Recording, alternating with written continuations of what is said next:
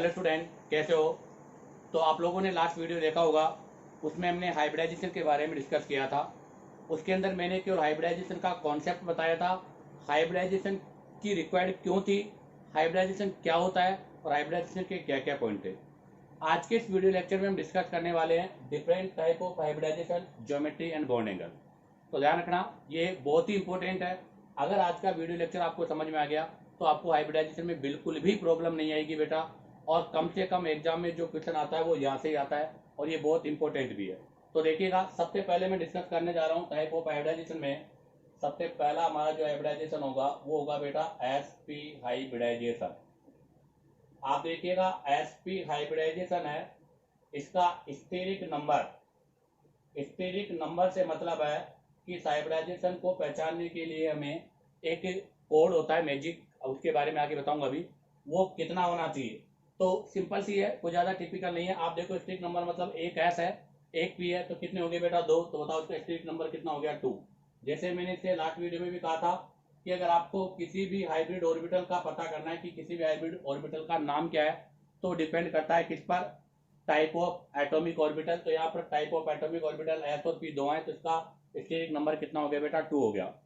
अब ये कौन कौन से आपके ऑर्बिटल होंगे, तो उसके लिए आप जरा देखो, एस के अंदर तो आपको पता है एस हो जाएगा, एस के साथ में पी एक्स हो सकता है, या बेटा पी वाई हो सकता है, या पी जेड हो सकता है। कोई सा भी एक ऑर्बिटल हो जाएगा S P X Y Z तीनों में से।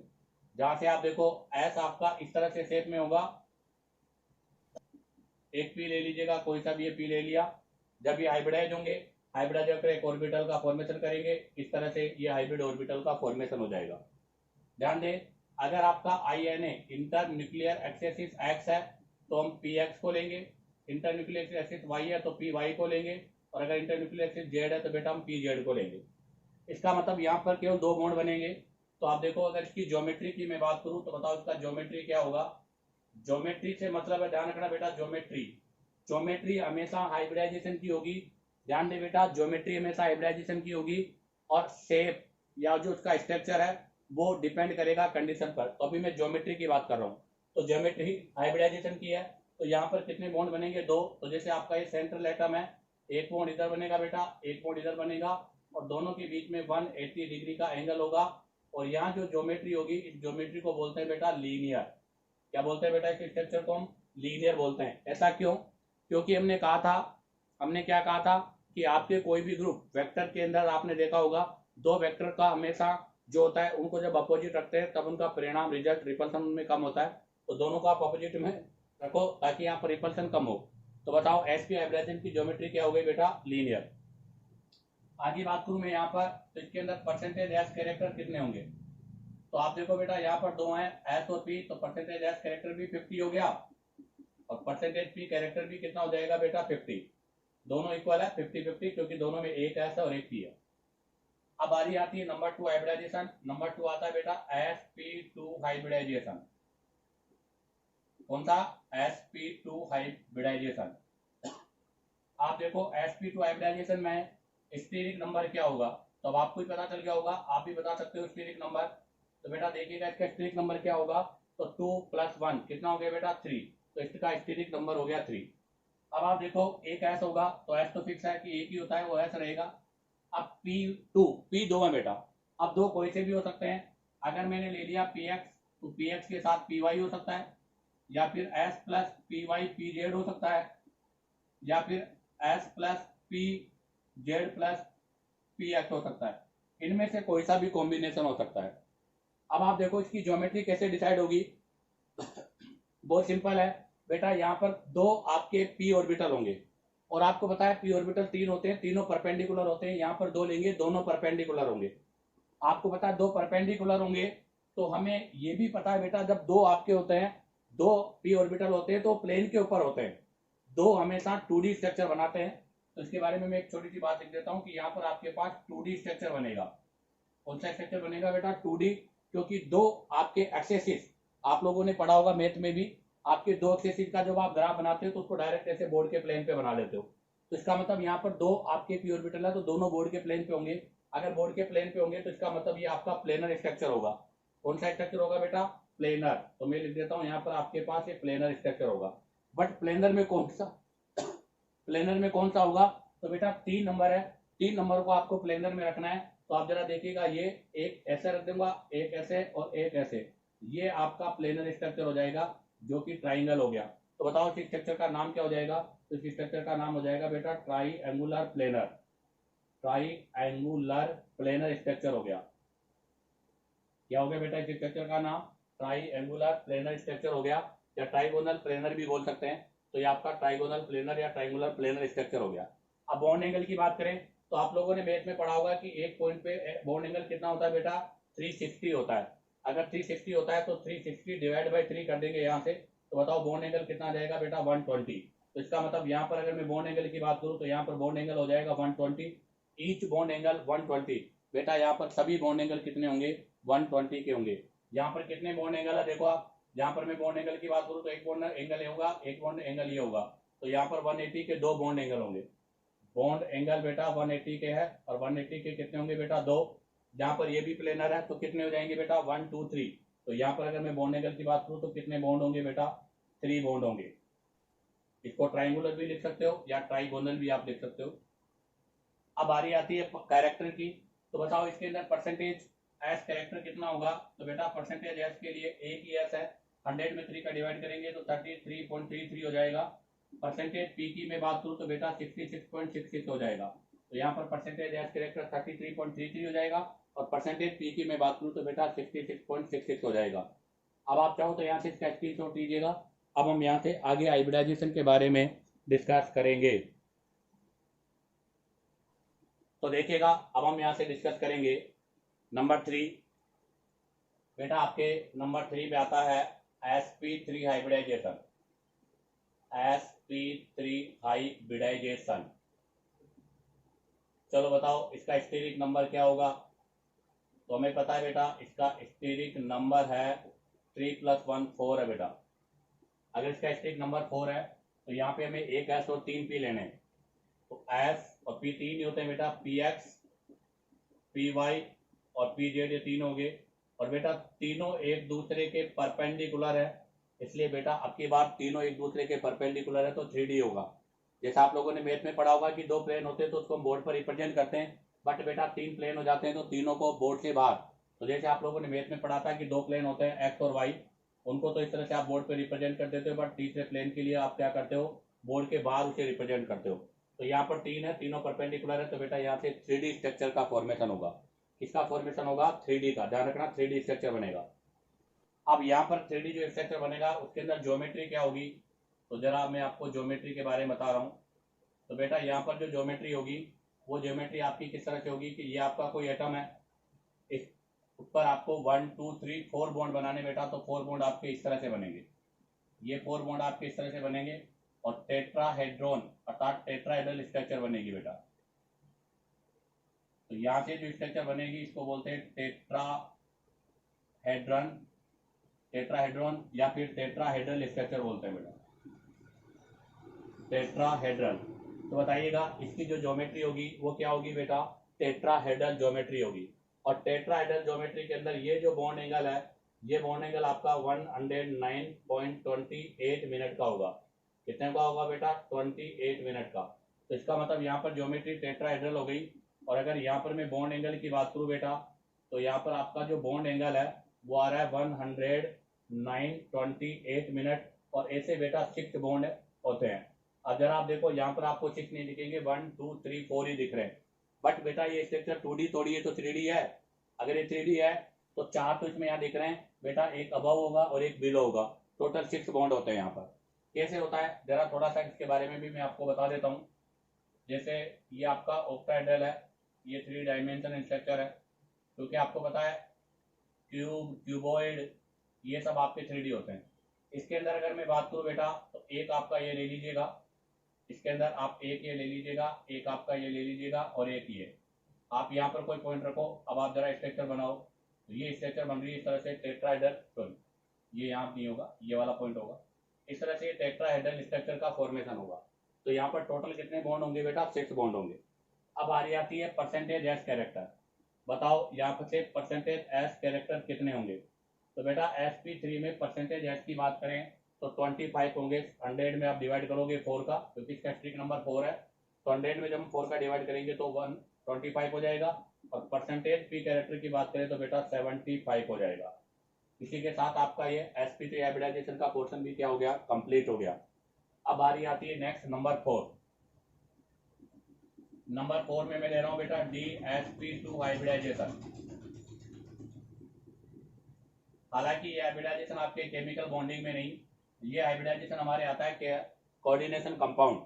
12th क्लास में एक टॉपिक है कोऑर्डिनेशन कंपाउंड, उनके अंदर आता है DsP2।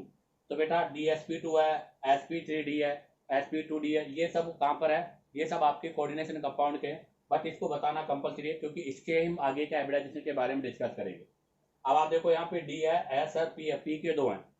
अब आप मुझे बताओ कि आपकी जो ओवरलैपिंग है वो कौन सी बहुत बढ़िया है। एक ओवरलैपिंग होती है बेटा एक्सेसिस, एक ओवरलैपिंग होती है लेटरल। इनमें से ज्यादा इफेक्टिव ओवरलैपिंग कौन सी है बेटा, एक्साइल ओवरलैपिंग ज्यादा इफेक्टिव होती है क्योंकि सिग्मा बॉन्ड बनाती है। अब आप देखो डी, आपको पता है डी 5 ऑर्बिटल है, मतलब डी के 5 ऑर्बिटल के टाइप हैं, आप लोगों ने पढ़े होंगे। डी में आपके 5 होते हैं, X Y, D Y Z और डी एक्स जेड। एक होता है बेटा D x square minus Y square और एक होता है बेटा डी जेड स्क्वायर। अगर मैं D X Y Y Z X Z में बात करूं तो बेटा इनके अंदर जो होता है लॉब ऐसे होती है। D x square Y square में अगर मैं बात करूं तो बेटा इसके अंदर लॉब ऐसे होती है, और डी जेड स्क्वायर में अगर मैं बात करूं तो डी जेड स्क्वायर में लॉब ऐसे होती है। अब आप यहां से क्लियर करो कि इसके अंदर किसके अंदर अलोंग एक्सेसिव लॉब है बेटा, किसके अंदर अलोंग एक्सेसिव लॉब है। तो बेटा D x square minus Y square के अंदर अगर मैं बात करूं, अर्थात D x square minus Y square में आपकी जो लॉब होती है वो अलोंग एक्सेसिस होती है बेटा। यहाँ पर आपकी जो लॉब होती है वो कहाँ होती है बेटा, अलोंग एक्सेसिस होती है। और अलोंग एक्सेसिस है तो यहाँ पर आपका मोर इफेक्टिव ओवरलैपिंग होगी। तो इसका मतलब हम यहाँ पर जो डी यूज करेंगे वो ये वाला डी होगा। ये वाला डी हम क्यों यूज नहीं करेंगे बताओ, उसका रीजन क्या है। क्योंकि बेटा यहाँ पर आपकी जो लॉब होती है वो बिटवीन एक्सेसिस होती है। कहाँ पर होती है बेटा, बिटवीन एक्सेसिस है, अर्थात ये एक्स के बीच में है, इसलिए यहाँ पर इफेक्टिव ओवरलैपिंग नहीं होगी, जबकि यहाँ पर आपकी इफेक्टिव ओवरलैपिंग होगी। याद करो जब हमने ओवरलैपिंग के टाइप में पढ़ा था तब हमने एक पढ़ा था डी वाला, डी डी ओवरलैपिंग। तो डी डी ओवरलैपिंग के अंदर डी एक्स स्क्वायर जब था तब वहां सिग्मा बॉन्ड का फॉर्मेशन हो रहा था, इसलिए हम यहाँ पर डी वाला ये यूज करेंगे। तो बताओ यहाँ पर कौन कौन से ऑर्बिटल यूज होंगे। तो देखो डी के अंदर तो हमारा यूज हो जाएगा बेटा D x square minus Y square plus एक एस यूज हो जाएगा। अब बारी आती है पी, पी में 2 यूज करने हैं बेटा, पी पे कितने यूज करने हैं 2, जबकि पी कितने होते हैं 3, एक्स वाई जेड। अब आप देखो यहाँ पर आप कौन सा प्लेन ले चुके हो एक्स वाई, तो हम यहाँ पर भी कौन कौन सा यूज करेंगे बेटा, पी एक्स और पी वाई यूज करेंगे। हम यहाँ पर पी जेड यूज नहीं करेंगे क्योंकि इसके अंदर एक्स वाई प्लेन है, तो यहाँ पर जो हम पी लेंगे वो भी एक्स वाई वाला लेंगे ताकि उनके अंदर इफेक्टिव ओवरलैपिंग हो सके। तो हम जो यहाँ पर पी यूज करेंगे वो कौन सा यूज करेंगे बेटा, एक्स और वाई। देखिएगा अब आगे बात करता हूँ इसकी ज्योमेट्री की। स्टेरिक नंबर की बात करें तो स्टेरिक नंबर कितना हो गया बेटा 1 2 3 4। इसका स्टेरिक नंबर भी 4 हो गया, यहाँ लिख देता हूँ मैं, ऊपर ही लिख देता हूँ यहाँ पर। इसके लिए अगर स्टेरिक नंबर की बात करें तो बेटा 4 हो गया, ये एक स्पेशल केस भी आपका। अब आप देखो बेटा 1 2 3 4 4 है, और चारों कौन से प्लेन पर है बेटा, एक्स वाई प्लेन पर है। कौन से प्लेन पर है बेटा, एक्स वाई प्लेन पर है। और 2 प्लेन होते हैं तो आपको पता है बेटा 2 प्लेन कहाँ पर है, 2D, तो ये भी आपके 2D का पार्ट है, अर्थात बोर्ड के प्लेन पर होगा। और यहाँ से जो स्ट्रक्चर बनेगी उसमें 1 2 3 4, तो बेटा 2 एक्सेसिस रखेंगे, एक एक्सेसिस ऐसे रखेंगे और एक एक्सेसिस को ऐसे रखेंगे। ये आपका हो गया एस वाई एक्सेसिस। अब इनको मिला देंगे, तो देखो इनको हम मिलाते हैं, तो मैं इसका स्ट्रक्चर सही बना देता हूँ। इस तरह से मिला देंगे, ये आपका देखो एक प्लेन ये हो गया, एक एक्सेसिस ये हो गया, दोनों कितने डिग्री पर है बेटा, 90 डिग्री पर है। तो बॉन्ड एंगल कितने का हो गया, 90 का। और अगर मैं ज्योमेट्री की बात करूं तो बताओ इसका ज्योमेट्री क्या हो जाएगा। तो बेटा इसका ज्योमेट्री हो जाएगा स्क्वायर प्लेनर। क्या हो जाएगा बेटा इसका ज्योमेट्री, तो इसका ज्योमेट्री हो गया बेटा आपका स्क्वायर प्लेनर। और बॉन्ड एंगल की मैं बात करूं तो बेटा बॉन्ड एंगल कितना हो जाएगा, 90 डिग्री का, जो कि आपके स्पेशली कोऑर्डिनेट कंपाउंड में होता है।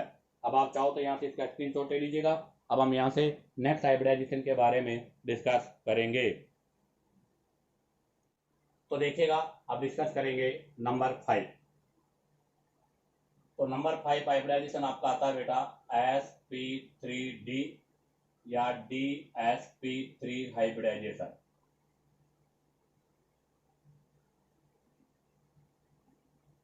स्टेरिक नंबर बताओ इसका फटाफट आप लोग। तो बेटा इसका स्टेरिक नंबर कितना हो जाएगा 3 4 5 5 हो गया बेटा। अब यहाँ कौन कौन से ऑर्बिटल होंगे, एक एस है तो एस तो एक हो गया, पी 3 है तो पीनो p x P Y P z या लो 3 हो गए, डी एक है और वो डी कौन सा होगा, तो बेटा यहाँ पर आपकी बात जो डी यूज होगा वो होगा बेटा डी जेड स्क्वायर। कौन सा यूज होगा, D Z square.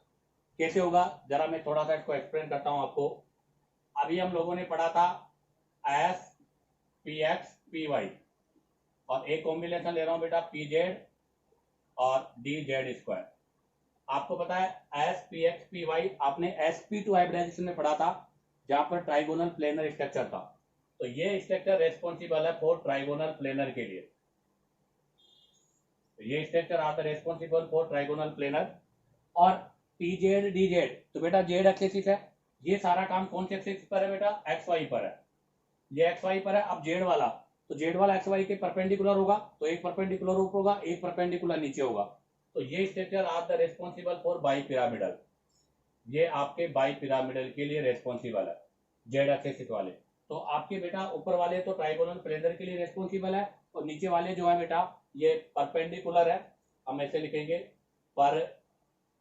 Perpendicular to X Y axes, ये आपके एक्स वाई एक्सेस के परपेंडिकुलर है जो कि बाई पिरामिडल ज्योमेट्री के लिए रेस्पॉन्सिबल है।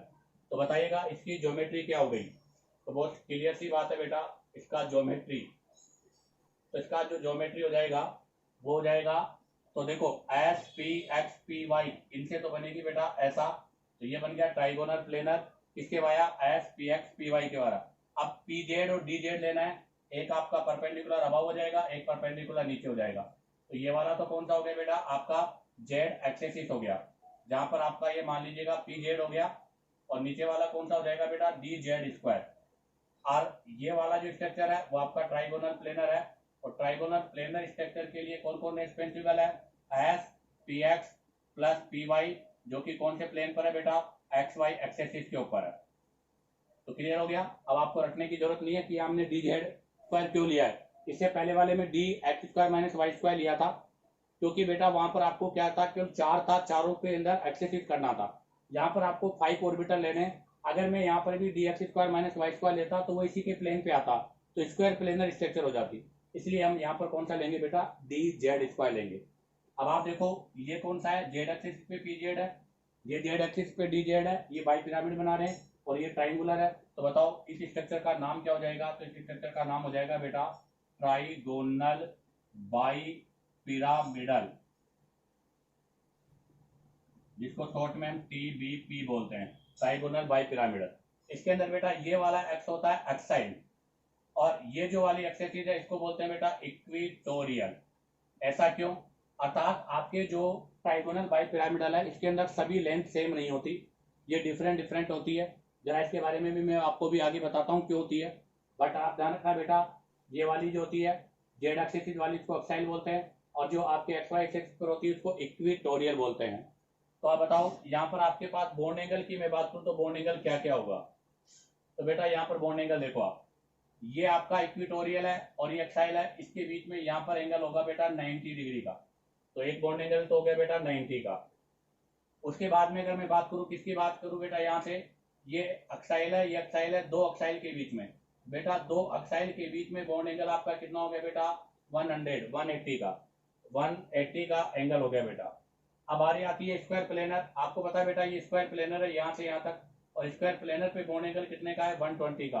अभी आपने sp2 हाइब्रिडाइजेशन पढ़ा था, sp2 हाइब्रिडाइजेशन में प्लेनर पर एंगल कितना था 120 का, अर्थात देखो जरा एक्सप्लेन कर दूं मैं, इस पर बॉन्ड एंगल कितने का था 120 का, जब ये स्ट्रक्चर था इस पर आपने ये बना दिया, ये परपेंडिकुलर हो गया, ये एंगल कितने का हो गया 90 का, और दोनों आपके ऐसे हो गए तो ये एंगल कितने का हो गया 180 का। इसका मतलब मैं आपसे पूछूं यहाँ पर बताओ bond angle between axial axial, क्योंकि एक क्वेश्चन आपके नीट में आ चुका है, ऐसा क्वेश्चन आपके नीट में आ चुका है बेटा, bond angle between axial axial, बताओ एक्साइल एक्साइल के बीच में बॉन्ड एंगल, ये भी एक्साइल ये भी एक्साइल, एक्साइल एक्साइल के बीच में बॉन्ड एंगल कितने का हो गया बेटा 180 का हो गया 180। अब बारी आती है क्या, बॉन्ड एंगल बिटवीन इक्विटोरियल, एक आपका इक्विटोरियल ले लो, और दूसरा भी आप इक्वेटोरियल ले लो। बताओ bond angle between equatorial equatorial, ये इक्वेटोरियल प्लेनर है, तो बेटा बॉन्ड एंगल कितने का हो जाएगा? 120 का। अब आ रही आती है नेक्स्ट बॉन्ड एंगल बिटवीन, एक अक्साइल ले लो और एक आपका इक्वेटोरियल ले लो। बताओ अक्साइल और इक्वेटोरियल, ये अक्साइल है ये इक्वेटोरियल है, तो बताओ बॉन्ड एंगल कितने का हो जाएगा बेटा? 90 का हो जाएगा। तो बताओ यहाँ पर जो आपके बॉन्ड एंगल है वो कौन कौन से आ रहे हैं बेटा? तो यहाँ पर आपके जो बॉन्ड एंगल आ रहे हैं, एक्साइल के बीच में 180 का है, इक्वेटोरियल के बीच में 120 का है, और अक्साइल और इक्वेटोरियल के बीच में बेटा कितने का है? 90 का है। कितने का बेटा? 90 का है। अब टोटल बॉन्ड की अगर मैं बात करूं तो देखो इसमें 180 का बॉन्ड एंगल केवल एक ही है, तो बताओ 180 का बॉन्ड एंगल कितना होगा? तो बेटा 180 का बॉन्ड एंगल केवल यहाँ पर एक ही बॉन्ड है, केवल एक ही बॉन्ड आपका 180 का है। बताओ 120 के कितने होंगे? तो बेटा 120 के 3 होंगे। अगर मैं बात करूं 120 का तो 120 के 3 बॉन्ड होंगे। तो फिर बताओ 90 के कितने होंगे? बेटा 90 के टोटल 6 बॉन्ड होंगे। तो टोटल यहाँ पर 180 का 1 होगा, 90 के 6 होंगे और 120 के कितने होंगे बेटा? 3 बॉन्ड होंगे। अब आप देखो इसकी ट्राइगोनल जो बाइपिरामिडल स्ट्रक्चर है वो कैसे है, उसके लिए क्या पॉसिबिलिटी है वो भी आपको एक्सप्लेन कर दूं। ट्राइगोनल, बताओ ट्राइगोनल के लिए कौन कौन रेस्पॉन्सिबल है? S P x P Y, जो कि कौन से प्लेन पर है बेटा? एक्स वाई प्लेन पर है। और बाइपिरामिडल के लिए कौन रेस्पॉन्सिबल है? पी जेड और डी जेड इसका रेस्पॉन्सिबल है। आप देखो ये तीनों आपके बोर्ड के प्लेन पर है, इसलिए इसको बोलते हैं बेटा को प्लेनर, ये आपके को प्लेनर है। जबकि ये को प्लेनर नहीं है, ये आपके प्लेन के बाहर है, परपेंडिकुलर है। तो ये जो पी जेड और डी एक्स स्क्वायर जो आपका है वो किसके लिए बेटा? परपेंडिकुलर के लिए। तो 3 तो को प्लेनर हो गए और 2 आपके कहां पर हो गए बेटा? परपेंडिकुलर हो गए। कहां हो गए बेटा? आपके 2 परपेंडिकुलर हो गए। ये आपके जो 3 को प्लेनर है इनको हम क्या बोलेंगे? इनको हम बोलेंगे बेटा इक्वेटोरियल। और जो 2 आपके परपेंडिकुलर है इसको हम कौन सा बोलेंगे बेटा? अक्साइल बोलेंगे। तो ये आपका sp3d का जो बेसिक पोर्शन है वो कंप्लीट हो गया। अब मैं यहाँ से एक इंपॉर्टेंट पॉइंट और आपको डिस्कस करता हूँ कि बेटा आपका sp3d जो हाइब्रिडाइजेशन है वो एक अकेला हाइब्रिडाइजेशन नहीं है, ये आपका एक ग्रुप ऑफ हाइब्रिडाइजेशन है। क्या है बेटा? ये आपका ग्रुप ऑफ हाइब्रिडाइजेशन है। तो ध्यान रखना sp3d जो होता है ये होता है आपका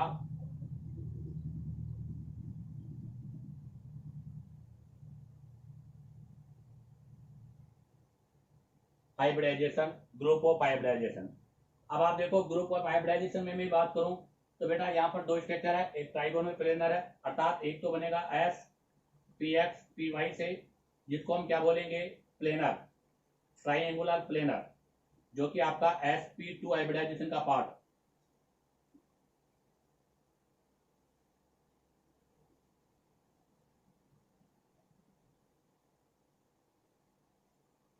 और इनके क्या बना बेटा? इक्वेटोरियल बना। तो देखो SPX PYZ ये तो sp2 हाइब्रिडाइजेशन का पार्ट है जहां से ट्राइगोनल प्लेनर बना है। और दूसरा जो कॉम्बिनेशन है वो आपका बेटा किसका है? PZ और DZ स्क्वायर का, जहां से मेरे पास कौन सा स्ट्रक्चर बन रहा है बेटा? लीनियर स्ट्रक्चर बन रहा है। अर्थात इस तरह से दोनों एक दूसरे के क्या हो गए? परपेंडिकुलर हो गए, लीनियर स्ट्रक्चर, अर्थात एक प्रकार से sp का पार्ट हो गया। तो ये आपका कौन सा हो गया? ये आपका हो गया बेटा अक्साइल। अब आप देखो यहाँ पर परसेंटेज एज कैरेक्टर की बात करूं तो यहाँ पर आपका परसेंटेज एज कैरेक्टर 33.3 है, जबकि यहाँ पर मैं परसेंटेज एज कैरेक्टर की बात करूं तो बेटा 0 है। कितना है? परसेंटेज एज कैरेक्टर 0 है, जहां पर 33.3 है। तो मुझे एक बात बताओ, परसेंटेज एज कैरेक्टर का ऑर्डर क्या होगा? अब आप देखो परसेंटेज एज कैरेक्टर का जो ऑर्डर है वो आपके इक्वेटोरियल पर जो है वो ज्यादा है, किससे? अक्साइल से। अब आप बताओ अक्साइल पे तो 0% है, इक्वेटोरियल पर 33.33% है। बेटा इक्वेटोरियल पर 33.3% होने की वजह से और अक्साइल पर 0 होने की वजह से आपको पता है परसेंटेज एज कैरेक्टर 0 है, एस नहीं है। और बेटा न्यूक्लियस के सबसे पास कौन सा होता है? एस। इसका मतलब अक्साइल दूर होगा, और दूर होगा तो इसकी बॉन्ड लेंथ क्या होगी? लंबी होगी। तो इसका मतलब अक्साइल बॉन्ड लेंथ जो है वो इक्वेटोरियल बॉन्ड लेंथ से हमेशा बड़ी होती है। क्यों? एग्जाम में अगर आपसे क्वेश्चन पूछ लिया जाए कि आपकी इक्वेटोरियल बॉन्ड लेंथ है वो अक्साइल बॉन्ड लेंथ से छोटी है, अर्थात अक्साइल बॉन्ड लेंथ जो है इक्वेटोरियल से लॉन्ग है, ऐसा क्यों? क्योंकि बेटा अक्साइल के अंदर परसेंटेज एज कैरेक्टर 0 है, और हमें पता है कि न्यूक्लियस के सबसे पास वाला एस होता है। अब अगर एस 0 है तो इसका मतलब वो न्यूक्लियस के पास नहीं होगा, अगर वो न्यूक्लियस से दूर होगा तो इसका मतलब वहां पर उसकी लेंथ भी क्या होगी बेटा? मोर होगी। तो ध्यान रखना, अगर परसेंटेज एज कैरेक्टर की बात करूं तो इक्वेटोरियल इज ग्रेटर देन अक्साइल होगा, और अगर मैं बॉन्ड लेंथ की बात करूं, तो बेटा इसका उल्टा हो जाएगा। इक्विटोरियल बॉन्ड लेंथ से बड़ी हो जाएगी कौन सी वाली? एक्साइल वाली। ऐसा क्यों? क्योंकि एक्साइल में परसेंटेज एस कैरेक्टर कितना आ रहा है? 0, इसलिए हमेशा कहां पर मिलेगा? ये न्यूक्लियस से 4 अवे मिलेगा। तो इसके लिए मैं एक पॉइंट भी लिख देता हूं। क्या? तो क्या पॉइंट है, ध्यान रखना। एंस axial bond are 4 away from nucleus, अर्थात वो न्यूक्लियस से दूर होगा, और न्यूक्लियस से दूर होने की वजह से resulting bond length are larger than equatorial. इस वजह से बेटा इसकी बॉन्ड लेंथ है वो इक्विटोरियल से क्या होगी? ज्यादा होगी। अब बारी आती है किसकी? लोन पेयर की। अब आप देखो, अगर मान लो इसके अंदर लोन पेयर है तो उस लोन पेयर को कहां पर रखा जाएगा? तो ध्यान रखना बेटा, अगर इस स्ट्रक्चर में मुझे लोन पेयर रखना है तो लोन पेयर को हमेशा एक्साइल पोजीशन पर रखा जाएगा। ये भी आपका एक इंपॉर्टेंट पॉइंट है, इसके बारे में भी मैं आपको यही डिस्कस कर लेता हूं। थोड़ा स्पेस नहीं है, थोड़ा मैं यही बता देता हूं आपको डायरेक्ट कि यहाँ पर आपका जो लोन पेयर है वो कहां पर होगा बेटा? आपके सॉरी एक्साइल पर नहीं, इक्विटोरियल पर होगा, क्योंकि एक्साइल वाली बॉन्ड लेंथ तो लार्जर है। तो यहाँ लिखूंगा मैं कि lone pair located at equatorial position।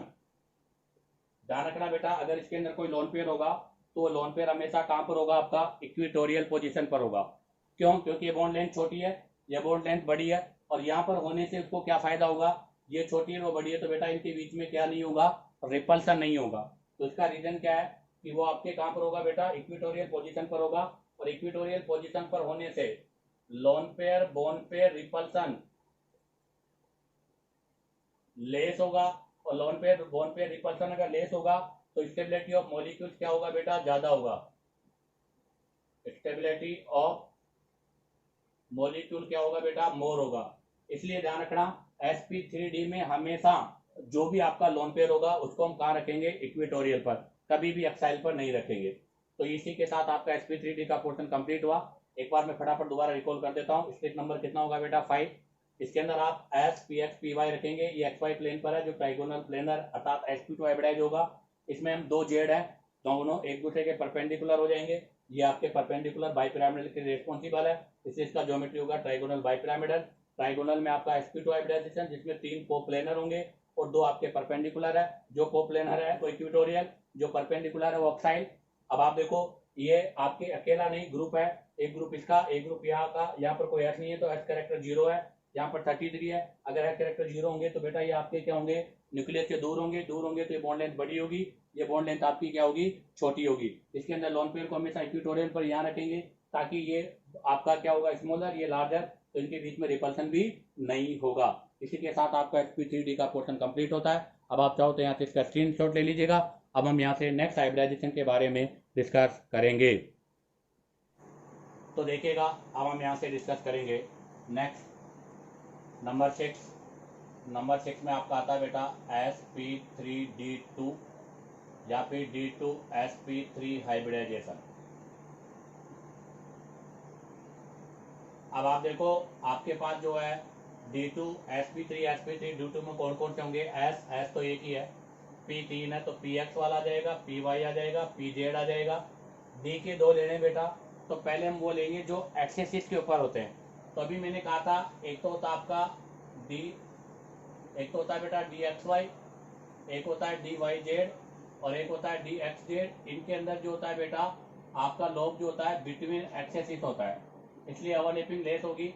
But आपको पता है dz² और dx² माइनस y², इनके अंदर आपका जो लॉन्ग होता है वो अलोंग एक्सेसिस होता है। तो इसका मतलब अलोंग एक्सेसिस वाले लेंगे हम, तो एक ले लेंगे बेटा हम dz² और एक हम ले लेंगे dx² माइनस y²। अब इसका स्ट्रक्चर क्या होगा? तो इससे पहले भी हमने डिस्कस किया था बेटा s px py और dx² माइनस y²। आप बताओ कौन सा हाइब्रिडाइजेशन था? dsp2, जिसका स्ट्रक्चर क्या था? Square pyramidal, sorry planar square planar. तो यहाँ से कौन सा स्ट्रक्चर आएगा बेटा, स्क्वायर प्लेनर आ गया। अब इसमें आपके दो बच गए, डी जेड और पी जेड। और अभी इससे पहले वाले में हमने डिस्कस किया था पी जेड और D Z square are the responsible for linear. Linear का मतलब है बेटा बाई पिरामिडल, ये आपके बाई पिरामिडल के लिए रेस्पॉन्सिबल होते हैं। इसका मतलब यहाँ पर भी आपका ग्रुपिंग है। अब आप देखो, अगर मैं यहाँ से इसकी ज्योमेट्री के बारे में बात करूं तो बताओ इसका ज्योमेट्री क्या होगा। तो ज्योमेट्री बेटा S P x P Y D x square, ये तो स्क्वायर प्लेनर है, तो ये आपका स्क्वायर प्लेनर हो गया। ये वाला स्ट्रक्चर आपका स्क्वायर प्लेनर हो गया, जिसके अंदर आपके ये चारों इस तरह से हो जाएंगे। और डी जेड और एक्स जेड, तो ये कौन सा है बेटा, एक्स वाई एक्सेसिस है। तो अब बारी आती है डी जेड, तो एक आपका ऊपर हो जाएगा, एक इसके नीचे हो जाएगा। सपोज डेट आपका ये पी जेड है, तो ये आपका डी जेड स्क्वायर हो जाएगा, अर्थात ये आपका जेड एक्सेसिस हो गया। अब इनको जब हम यहाँ से मिला देंगे यूं, तो ये पिरामिडल है, ये मिला देंगे तो ये क्या बन जाएगा, पिरामिडल। तो बताओ इसका नाम क्या हो जाएगा, तो बेटा इसका नाम हो जाएगा स्क्वायर बाई पिरामिडल। क्या बन जाएगा बेटा, स्क्वायर बाई पिरामिडल, जिसमें स्क्वायर के लिए कौन कौन रेस्पॉन्सिबल है, S P x P Y और D x square minus Y square, और पिरामिड के लिए डी जेड स्क्वायर और पी जेड, ये रेस्पॉन्सिबल है। अब बारी आती है किसकी, यहाँ पर बॉन्ड एंगल की। तो बताओ यहाँ पर बॉन्ड एंगल क्या क्या होगा। तो आप देखिएगा यहाँ पर आपके पास बॉन्ड एंगल की अगर मैं बात करूं, तो यहाँ पर मेरे पास जो बॉन्ड एंगल है बेटा वो क्या होगा, तो आप देखो ये और ये कितने डिग्री पर होगा, 90 डिग्री पर। और दोनों आपके ये वाले हैं, ये कितने पर होंगे, 180 पर होंगे। इसका मतलब ये दूरी क्या कहलाएगी आपकी, वही एक्साइल। और ये जो प्लेन के ऊपर है इनको हम क्या बोलेंगे बेटा, इक्विटोरियल। तो यहाँ पर से दो टाइप के बॉन्ड एंगल मिलेंगे, एक 90 का और एक आपका 180 का। एक 90 का और एक किसका मिलेगा बेटा, 180 का। तो यहाँ पर आपके पास तीन बॉन्ड तो है 180 के, और बेटा 12 जो बॉन्ड है वो है किसके, 90 के। तो ध्यान दे बेटा 12 तो होंगे 90 के और तीन होंगे 180 के। अब आप बात करें यहाँ पर बॉन्ड लेंथ की, तो इससे पहले वाला जब हमने डिस्कस किया था तब हमने बॉन्ड लेंथ के बारे में आपसे डिस्कस किया था। तब हमने कहा था कि बेटा वहां पर बॉन्ड लेंथ जो है एक्साइल की बड़ी होती इक्विटोरियल से, जबकि यहाँ पर अगर बॉन्ड लेंथ की बात करें तो एक्साइल बॉन्ड लेंथ और आपका इक्विटोरियल जो बॉन्ड लेंथ है वो इक्वल होती है, अर्थात all bond length are equal. All bond length are equal, अर्थात यहाँ पर सभी बॉन्ड लेंथ जो होती है बेटा वो सेम होती है, वो डिफरेंट नहीं होती, यह ध्यान रखना। इसके अलावा बेटा स्क्वायर बाई पिरामिडल को मैं ऑक्टाहेड्रल स्ट्रक्चर भी बोल सकता हूँ, ये ऑक्टाहेड्रल स्ट्रक्चर के नाम से भी जानी जाती है। दूसरी बात करें अगर यहाँ पे लोन पेयर की, तो बेटा लोन पेयर ऑन एक्साइल, यहाँ पर आपका जो लोन पेयर होगा वो एक्साइल पोजीशन पर होगा, क्योंकि बेटा यहाँ पर डिस्टेंस सेम है, इसलिए जब उसको हम एक्साइल पे रखेंगे तो वो प्लेन के ऊपर हो जाएगा, और प्लेन के ऊपर हो जाने की वजह से रिपल्सन क्या होगा, कम होगा। इसी के साथ आपका ये sp3d2 का पोर्शन कंप्लीट होता है। अब आप चाहो तो यहाँ से इसका स्क्रीनशॉट ले लीजिएगा। अब हम यहाँ से नेक्स्ट हाइब्रिडाइजेशन के बारे में डिस्कस करेंगे। तो देखिएगा अब डिस्कस करेंगे बेटा नेक्स्ट नंबर 7। तो नंबर 7 में आपका आता है sp3d3 या d3sp3 हाइब्रिडाइजेशन। स्टेरिक नंबर बोलो इसका, तो बेटा यहाँ से इसका स्टेरिक नंबर 3367 हो गया। इससे पहले वाले का स्टेरिक नंबर मैंने नहीं लिखा था, उसका स्टेरिक नंबर कितना हो जाएगा बेटा, 6 हो जाएगा। यहाँ पर इसका स्टेरिक नंबर 7 है, उसका 6 है। कौन कौन से ऑर्बिटल यूज होंगे, s P x P Y P Z d x square minus Y square d Z square. A को डी लेंगे और वो किस पर लेंगे बेटा, प्लेन पर, तो वो हो जाएगा आपका एक्स वाई। अब इनका अरेंज कैसे होता है, तो देखो इनका अरेंज सिंपल सा है, S P x P Y D x square minus Y square. बताओ ये सब किसके लिए रेस्पॉन्सिबल है, स्क्वायर के लिए। और इसके अंदर में एक और जोड़ दो डी एक्स वाई, तो बेटा ये किसके लिए रेस्पॉन्सिबल है, तो ये रेस्पॉन्सिबल है फिर बेटा पेंटागोनल के लिए। पेंटागोनल के लिए रेस्पॉन्सिबल है जो आपका इक्विटोरियल पोजीशन पर होता है। अब क्या बच गया, एक बच गया आपका पी जेड और एक बच गया बेटा डी जेड स्क्वायर। और ये किसके लिए रेस्पॉन्सिबल है बेटा, लीनियर। लीनियर का मतलब होता है बाई पिरामिडल, ये रेस्पॉन्सिबल है बाई पिरामिडल के लिए, जो कि आपके एक्साइल पोजीशन है। तो यहाँ से इसका ज्योमेट्री क्या होगा? तो बेटा अगर मैं यहाँ से इसके ज्योमेट्री की बात करूँ तो इसका ज्योमेट्री हो जाएगा पेंटागोनल। तो देखो ये तो हो गया पेंटागोनल, 1 2 3 4 5, ये 5 हो गए। और बाई पिरामिडल का मतलब एक ऊपर हो जाएगा एक नीचे हो जाएगा। जहाँ पर मान लो आपका पी जेड है तो ये आपका डी जेड स्क्वायर है, इसको बोलते हैं बेटा जेड एक्सेसिस, और इस वाले को बोलते हैं बेटा S Y axis. S Y axis पे जो पेंटागोनल बन रहा है इसमें कौन कौन होगा? तो इसके अंदर होगा S P x P Y D x square minus Y square और आपका डी एक्स वाई। तो इस स्ट्रक्चर का नाम क्या होगा? इसका नाम होगा बेटा पेंटागोनल बाई पिरामिडल, अर्थात शॉर्ट में बात करें तो पीबीपी। अब बारी आती है बेटा किसकी? बॉन्ड एंगल की। तो बताओ यहाँ पर बॉन्ड एंगल क्या क्या होगा? तो यहाँ पर बॉन्ड एंगल बेटा 72 भी है, 90 का भी है और 180 का भी है, तीनों बॉन्ड एंगल है। जैसे अगर ये बॉन्ड एंगल की बात करें तो ये बॉन्ड एंगल कितने का हो जाएगा? 72 का। तो बेटा यहाँ पर टोटल 5 बॉन्ड एंगल तो 72 के हैं, एक बॉन्ड एंगल आपका 180 का है और बेटा 10 बॉन्ड एंगल 90 डिग्री के हैं। तो ये इसी के साथ आपका sp3d3 का पोर्शन भी कंप्लीट होता है। उम्मीद करता हूँ कि आपको ये वीडियो पसंद आया होगा और कोई पॉइंट आपको रटना नहीं है बेटा। मैंने हर स्ट्रक्चर को विद कॉन्सेप्टली आपको एक्सप्लेन किया है और हर के अंदर आपको मैंने ऑर्बिटल भी बताया कि कौन से ऑर्बिटल, कौन से हाइब्रिडाइजेशन में हम कौन सा ऑर्बिटल यूज करेंगे और क्यों यूज करेंगे। ठीक है बेटा, अगर आपको वीडियो पसंद आया हो तो वीडियो को लाइक, सब्सक्राइब और शेयर करो ताकि आप लोगों के पास न्यू नोटिफिकेशन आता रहे।